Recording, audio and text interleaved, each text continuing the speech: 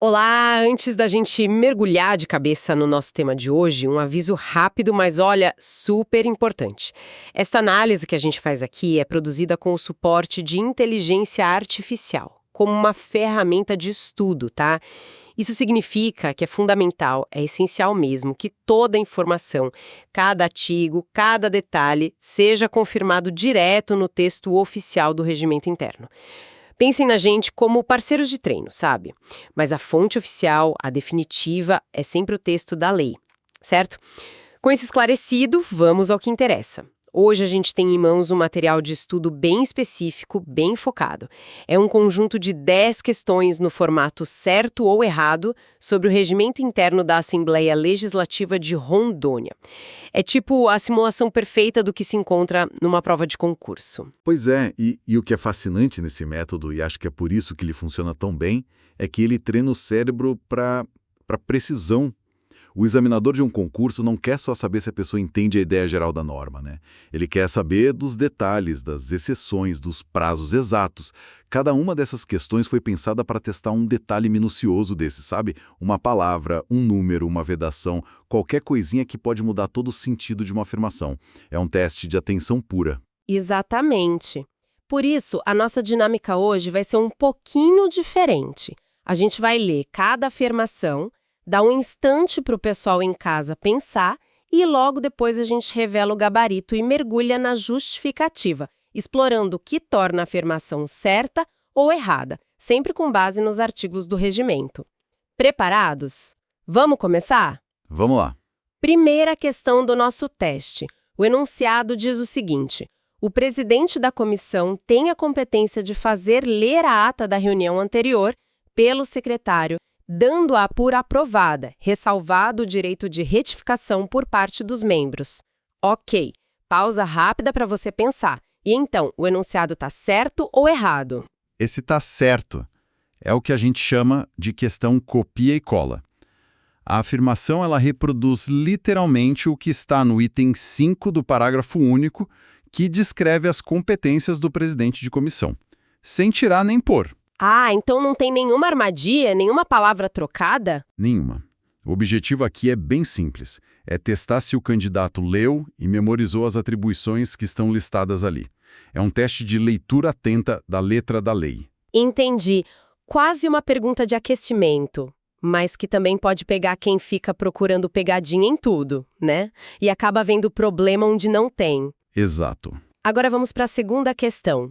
Conforme o artigo 37, o presidente da comissão, ao assumir a função de relator de uma matéria, perde temporariamente seu direito a voto em todas as deliberações da comissão, enquanto a matéria da qual foi relator estiver em discussão e votação. Uma pausa para pensar. E aí, certo ou errado? Então, essa é uma pegadinha clássica. Está completamente errado. Errado. Por quê? Parece até fazer sentido. Parece, né? Mas é uma inversão perfeita do que a lei diz. O artigo 37 fala que o presidente pode ser relator sim, e que, nesse caso, ele passa a presidência para o substituto. O truque está no final. O artigo termina dizendo que ele terá voto em todas as deliberações. A questão inverte isso, dizendo que ele perde temporariamente seu direito a voto. É o oposto. Nossa, é o oposto exato. Que perigo. A pessoa lê rápido e associa passar a presidência com perder o voto. É exatamente essa a intenção da banca. Certo. Próxima questão de número 3. É permitido ao autor de uma proposição ser designado como seu relator, desde que haja aprovação prévia da maioria dos membros da comissão. Vamos lá, um momento para analisar.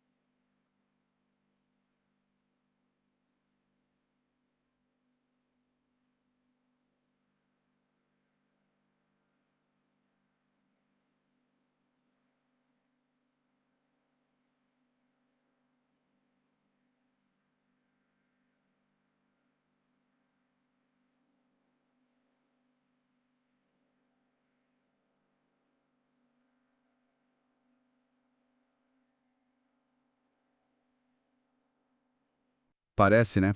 Mas é uma inversão perfeita do que a lei diz.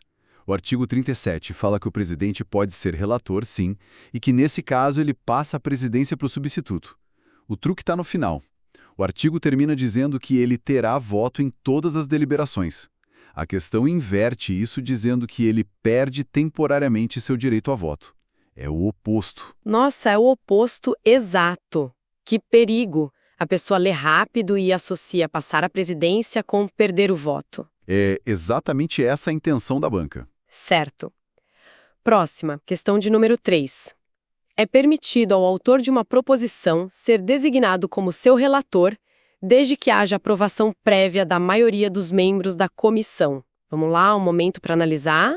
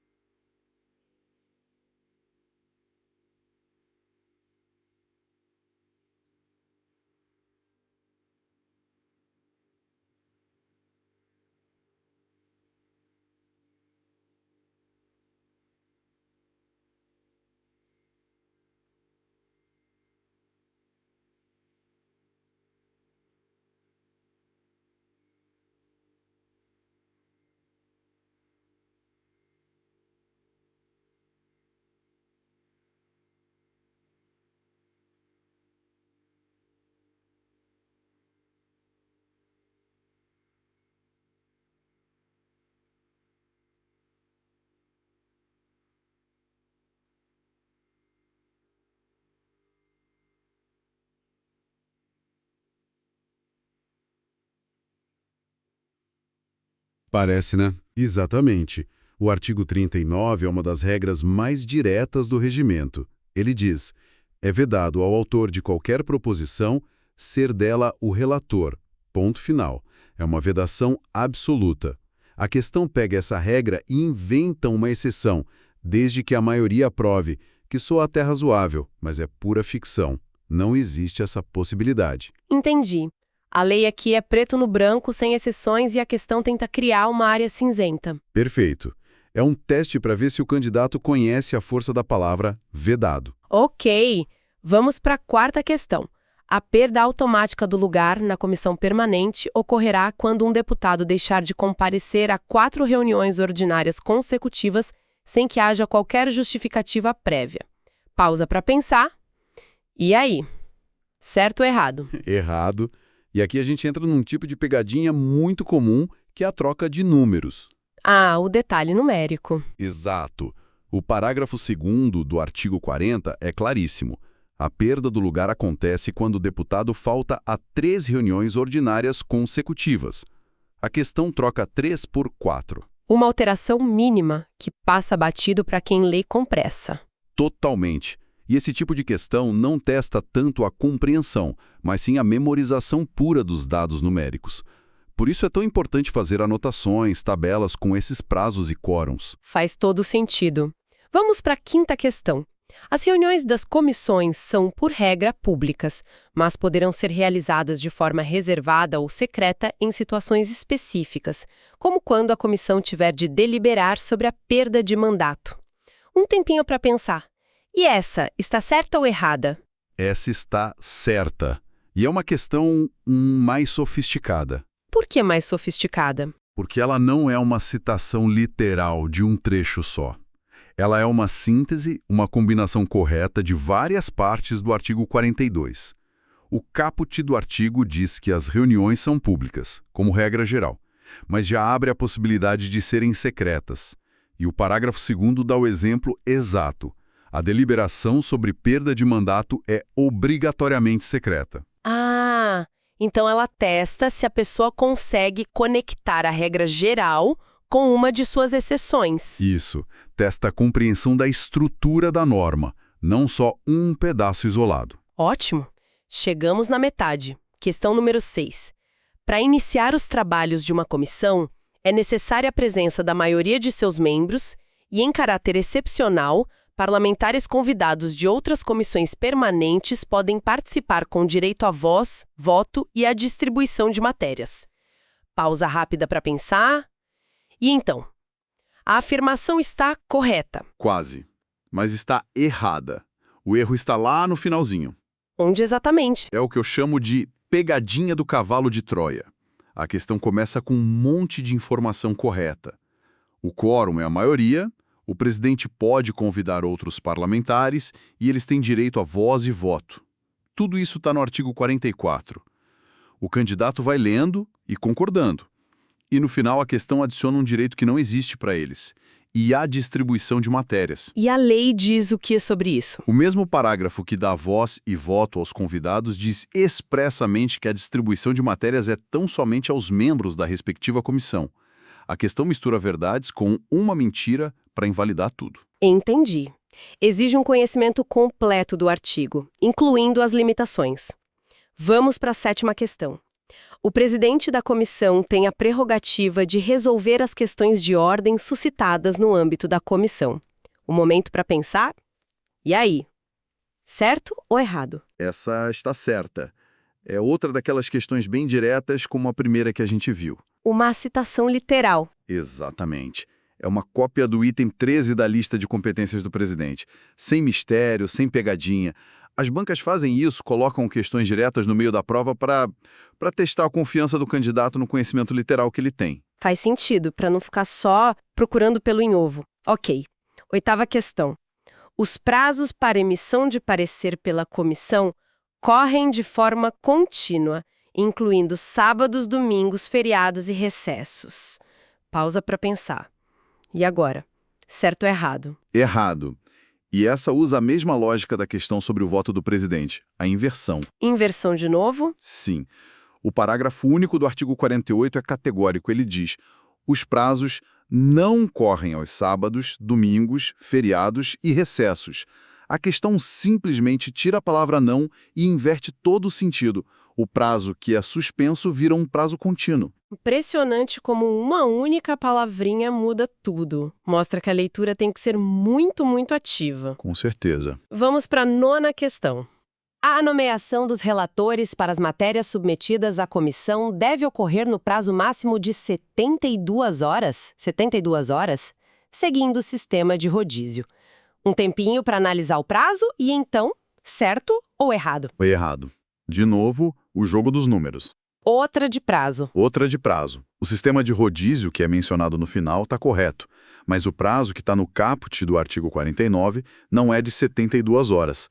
O prazo correto é de 48 horas. A mesma estratégia da questão das faltas, então. Pegam uma frase correta e adulteram o dado numérico. É um jeito fácil para o examinador criar uma alternativa falsa e um jeito muito fácil do candidato perder um ponto se não tiver os números na ponta da língua. Fica bem claro que para esse tipo de prova uma leitura superficial não basta. Nem um pouco. Ok, vamos para a nossa última questão, a de número 10. O pedido de vista de um processo por um parlamentar somente pode ser concedido uma única vez durante sua tramitação e não será concedido em matérias que tramitem em regime de urgência. Pausa para pensar. E para fechar, essa está certa ou errada? Para fechar a nossa análise, essa está correta. Correta. Sim, e ela segue a mesma linha daquela questão sobre as reuniões secretas. Ela combina duas regras importantes que estão no mesmo artigo, o artigo 53, mas em lugares diferentes. A primeira parte, sobre a vista ser concedida uma única vez, está no caput. A segunda parte, sobre a proibição em matérias de urgência, está lá no parágrafo 6º. Entendi. Ela junta as duas informações de forma precisa, exigindo um conhecimento completo do artigo, da regra principal e das suas exceções. Exatamente. Perfeito. Ao passar por todas essas 10 questões, o padrão fica muito claro, né? Tem um método na forma como as bancas elaboram as perguntas. Tem, com certeza. A gente viu as questões de conhecimento literal, as de inversão de sentido, as que inventam condições, aquelas que se focam, assim, cruelmente nos números. E as que exigem a conexão de diferentes pontos da lei. Isso. E se a gente conecta isso à preparação para o concurso, a lição é que o estudo tem que ser multifacetado. Não adianta ter só uma noção geral, sabe? É preciso conhecer a redação exata para não cair nas inversões. É preciso memorizar os números, os prazos, os quórums. E é preciso entender a estrutura dos artigos, onde está a regra geral, onde estão as exceções. É quase como fazer uma engenharia reversa do pensamento do examinador. É exatamente isso. Você não está só aprendendo a lei, você está aprendendo como a lei é testada. Exato. E sabe, isso tudo nos leva a uma questão final para reflexão. Algo para se pensar depois que a gente terminar aqui. Qual seria? O que esse modelo de avaliação, que é focado em detalhes tão minuciosos, realmente mede? A gente está avaliando a capacidade de um futuro servidor de executar as funções com lógica, com eficiência, ou a gente está medindo, principalmente, a habilidade dele de se preparar para um tipo muito específico de prova que valoriza a memorização de detalhes acima de quase tudo. Uma reflexão muito válida sobre a relação entre o método de seleção e as competências que a gente realmente quer no serviço público. Pois é, não tem uma resposta fácil para isso, mas é uma pergunta que todo concurseiro e todo gestor público deveria se fazer. Um pensamento final provocativo e extremamente pertinente. E com essa reflexão sobre o que está por trás do jogo de certo ou errado, a gente encerra nossa análise de hoje.